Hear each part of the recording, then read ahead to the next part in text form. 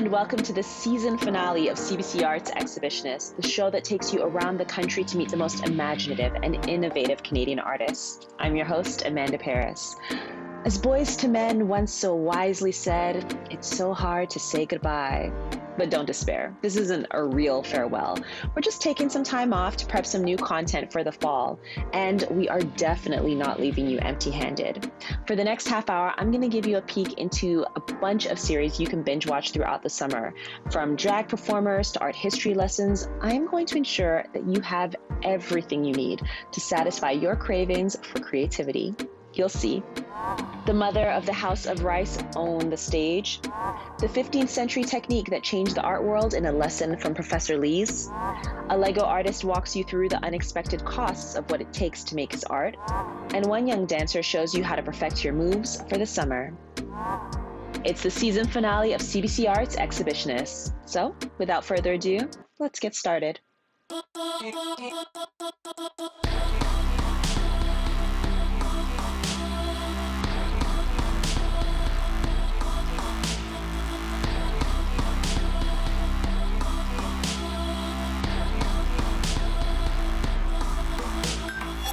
Move over hockey and poutine, there's a new Canadian tradition underway and it deserves center stage.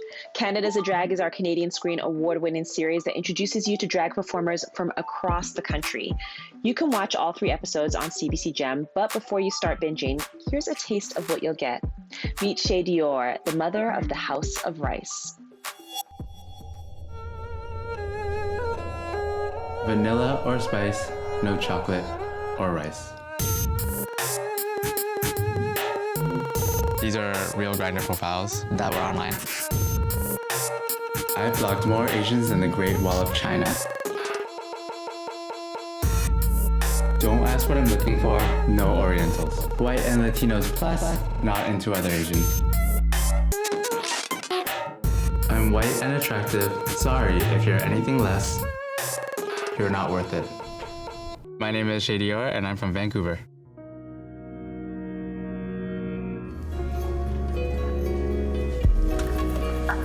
When I started drag in Vancouver, I noticed that there was a lot of white queens performing around me, and when I looked in the audience, it was still mostly a white audience. Queer Asians are already kind of uncomfortable with their own queerness. So going to a gay club in itself is already pushing their comfort zone.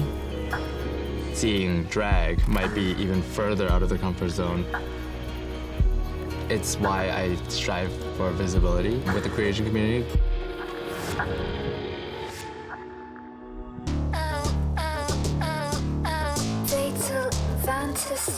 Rice Cake is a queer and Asian dance party. It's an event that I organize. When people are at a Rice Cake party, I just want them to feel like pure joy.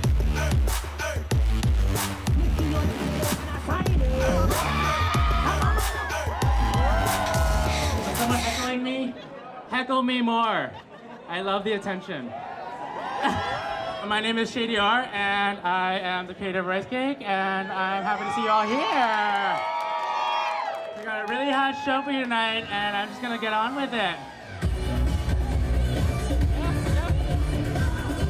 I've received a lot of feedback from people that have come to Rice Cake and said they didn't know that this was something that they wanted, but it was something that they needed.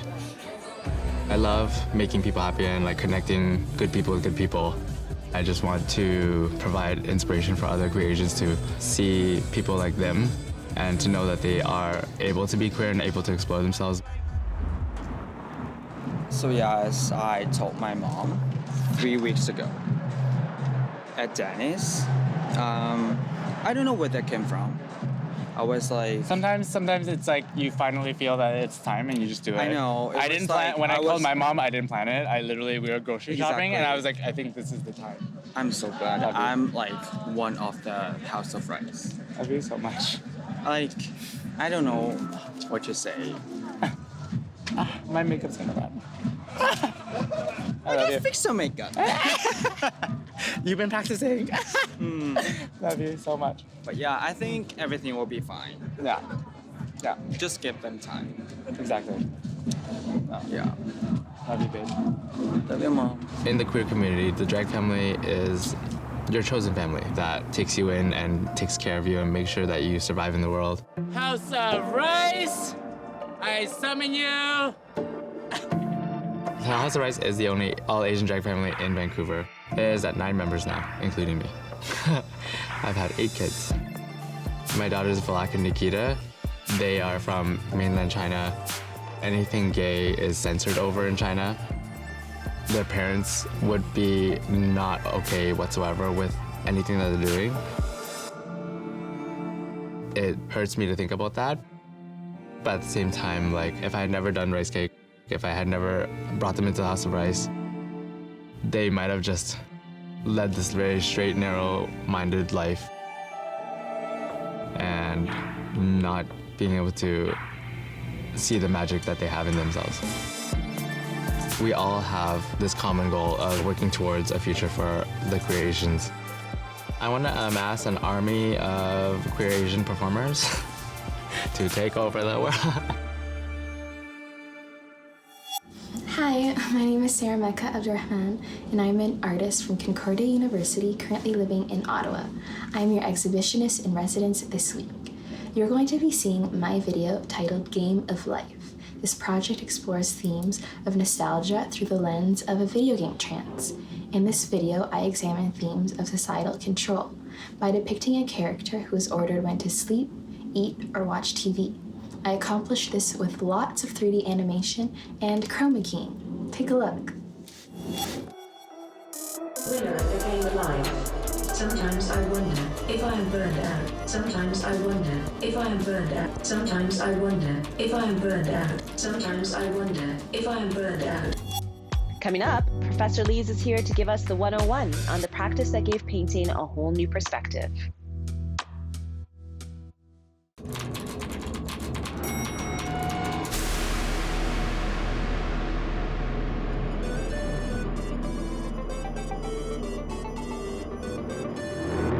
You just died.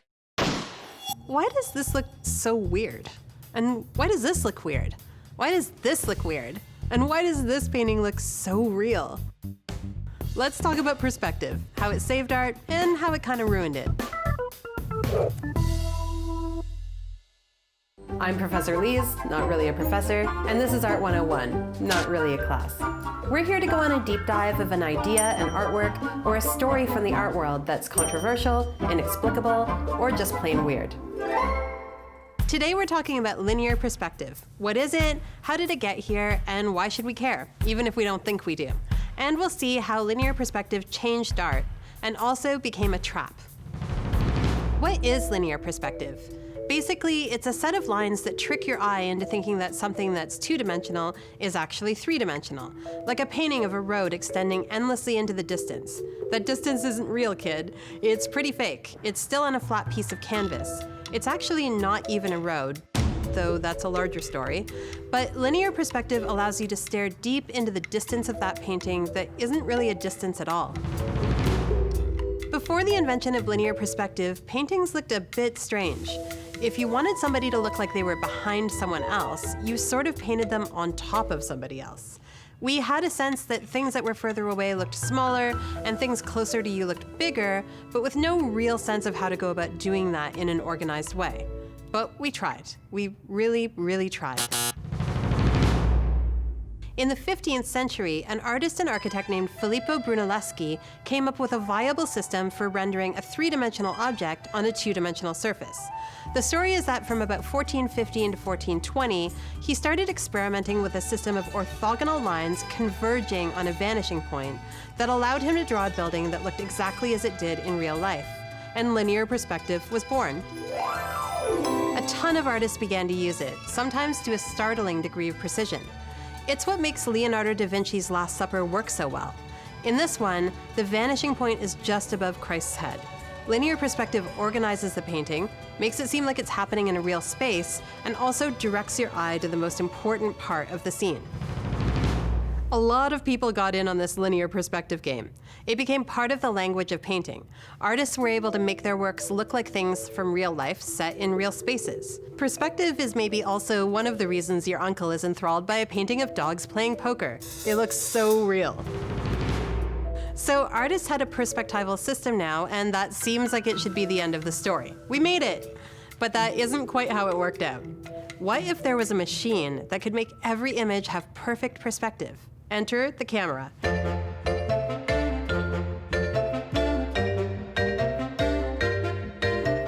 After about the 1820s, this mechanism could do the job of capturing real life in 2D, so in its own weird way, the camera became the competition that artists just couldn't beat. Painters like Picasso, Matisse, and Mondrian began challenging Brunelleschi's system and making paintings that were defiantly unphotographic. They didn't try to fool your eye into thinking a painting was a window you could see the world through. But perspective lived on, even after artists dismantled it. It has authority. It speaks of painting's formal history, and you'll still see it used in paintings of prime ministers and presidents, in altarpieces at churches, and murals at City Hall. Perspective is a tool of tradition. In contemporary art, artists make choices. Sometimes they use it, and often they don't. Perspective is still a big part of the reason your uncle is able to stare lovingly into a painting of dogs playing poker and forward you said painting in a group email that includes other people whose email addresses you don't recognize, with a note that says, "This is amazing!" We rely on that kind of thing for sanity, preserving familial relationships, and keeping an artistic tradition alive that began in the 15th century. See you next time on Art 101. Thanks, Professor Lees. For those of us who either skipped or slept through art school, these classes are a godsend. She has editions on installations, memento mori, the difference between porn and art, and she answers that age-old question, what the heck is a biennale? You can watch it all on our website. Artists often like to talk about their work, their struggles and their successes, but one thing you won't find them talking about too often is the money it takes to make their masterpieces. In our series, Art, Death, and Taxes, 8 artists give us the 411 on what it costs to do their work. You can watch all the episodes on CBC Gem, but for now, meet Ekow Nimako, the Lego artist who builds new worlds on a budget. As you start moving up in your career and dollars start coming in, you gotta know how to handle it. You'll be shocked how quickly money can evaporate. There's tons of stories of people that were successful and talented and skilled and ended up broke. You almost wonder how.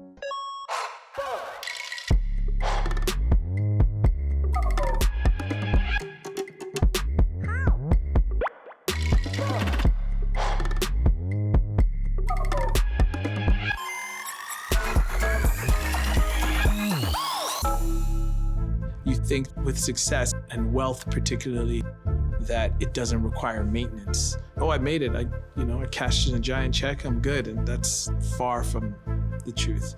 Your income goes up, your expenses go up. At this point in my career, things are moving along based off people reaching out, which is great, but it wasn't always that way. I have a business and I'm expanding a business, and to expand business, you need staff. I have had to turn large jobs down, jobs I could pay for half the year. People will reach out to me and say, we have this event in 2 months and we want you to build this thing. I would love to entertain the idea and talk to them about it, and I would love to see their funds enter my bank account, but I just don't necessarily have the capacity. I think there's multiple points in someone's career that there's a large cluster of energy coming together to say, this is a pivotal moment. Something's gonna happen here, and then that will push you into the next level. The show that I have with the Aga Khan Museum, Building Black Civilizations, that is another one of these moments. Currently, I'm working on a piece called Kumbi Saleh 3020 CE. It's the largest architectural artwork that I've built, 30 square feet. In the end, it's probably gonna weigh, 400 pounds. Kumbi Saleh 3020 CE has over 100,000 Lego elements, a lot of clicking. Lego is not inexpensive. It's crucial that I always have an influx of parts and material. If the parts are coming in slow or I don't maintain enough income to purchase all the parts that I need, then my career is dead. I do have to think about what my costs are when approached by a client. You gotta make sure that ventures are always profitable. You know, I have a figure I toss around in my head as like, this is my hourly, but it rarely ever breaks down that way.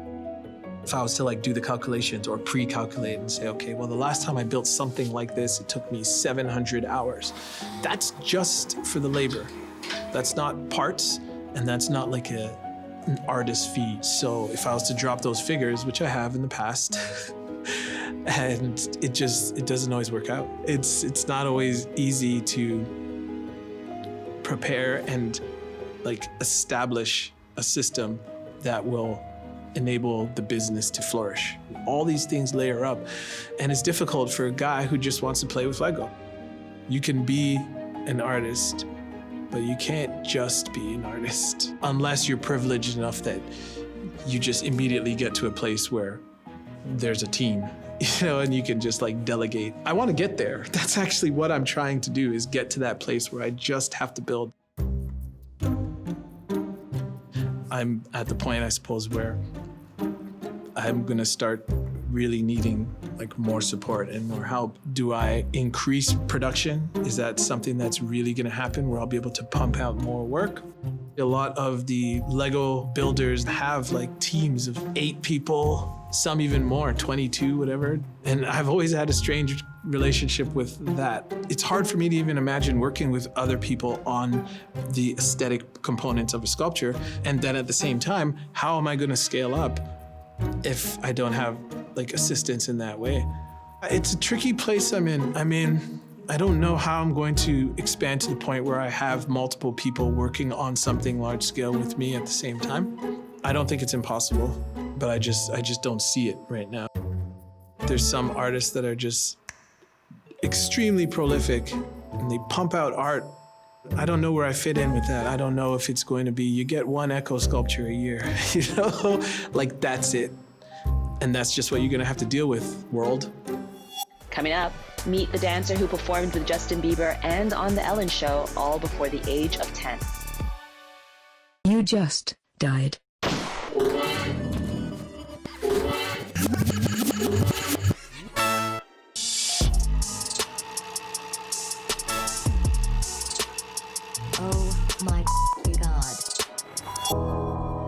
My name is Khiyla Ann. I'm 11 years old, and my style is definitely hip-hop.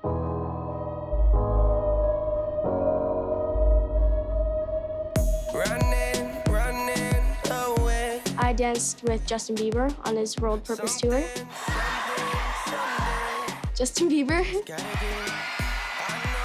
There was a contest. I was obsessed with Justin Bieber at this time, so my basement had all these posters of Justin Bieber. So we were like, this is perfect. So we filmed the dance video in front of all the posters, and yeah. When we were backstage, I was so nervous. I was like, I'm gonna forget the dance, I'm gonna forget the dance. And then once I got out there, it was amazing. As soon as I saw him, he high-fived me, and I actually stopped dancing, and I was like,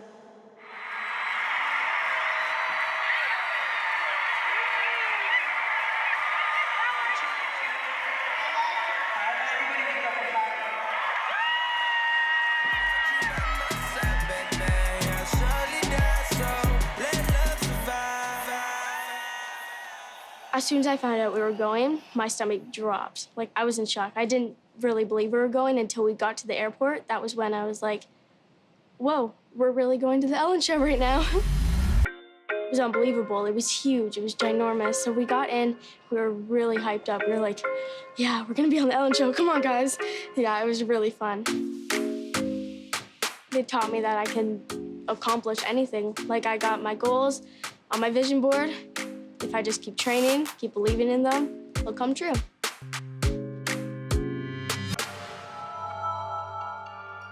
The move I'm going to show you today is the Woe. The Woe is a viral dance move, and it's probably my favorite dance move. So you put your right arm up, your left arm down, and just switch. Well, there's a couple variations. I'll show you how I do it. I put my right arm up, left arm down, I go through, and I pull it. So there's this one, and this one. You're just in the middle of a dance, it's really fierce, and then you stop, you put your hand up, and everybody's like, anticipation, what's going on? And then they go, whoa, and everybody's like, yeah!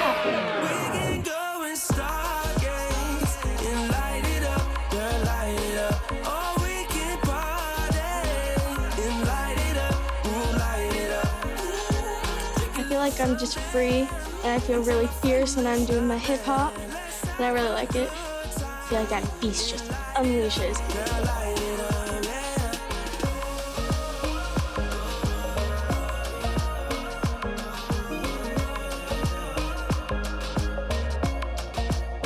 We're creating a different style, and then other kids are gonna follow our footsteps. It's just gonna keep going. For the past few weeks, I've been recording Exhibitionists from my basement as we all try to stay safe during this lockdown. I wouldn't have been able to do it without the help of my husband, who has been working as my camera operator, lighting designer, and sound technician for the past few weeks. So I just wanted to take this time to say thank you to Kevin for being my partner in life, love, and TV production. The CBC Arts team will still be creating and producing tons of short docs, series, and articles throughout the summer. You can find them all on our website. And you can keep in touch by staying connected through social media. Our handle is @CBC Arts on all platforms. We'll be back in the fall, but until then, keep creating, keep innovating, and keep fighting for a better world. Peace. Feel pain. Start. You decide what to do. You decide what to do. It's your choice. You decide what to do. You decide what to do. Live or die.